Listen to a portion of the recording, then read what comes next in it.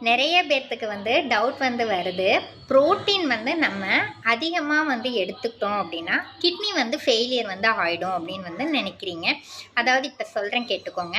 நம்ம 75 கிலோவில் இருக்கோம் அப்படின்னா டெய்லி பேசிஸில் 75 கிராம் புரோட்டீன் எடுத்துக்கணும். அது மட்டும் இல்லாமல் நம்ம 20 கிராம் புரோட்டீன் கொஞ்சம் எக்ஸஸாக எடுத்துக்கலாம்.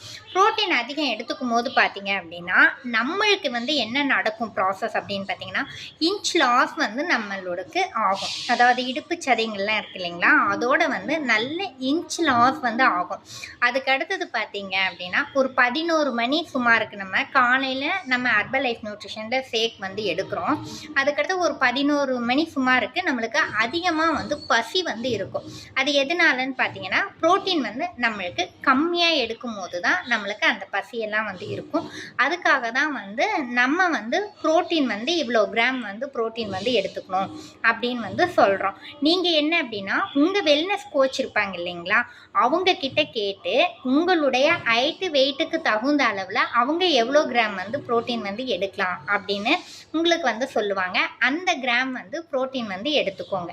அதுக்கு அடுத்தது பார்த்தீங்க அப்படின்னா மதியம் நம்மளுடைய லஞ்சு பிளேட்டில் ரொம்ப புரோட்டீன் கண்டென்ட் இருக்கா, ஃபைபர் கண்டென்ட் அதிகமாக இருக்கா, கார்போஹைட்ரேட் எந்த அளவில் எடுக்கிறோம், அதை எல்லாமே மானிட்டர் பண்ணி உங்கள் கோச்சுக்கு அனுப்புங்க.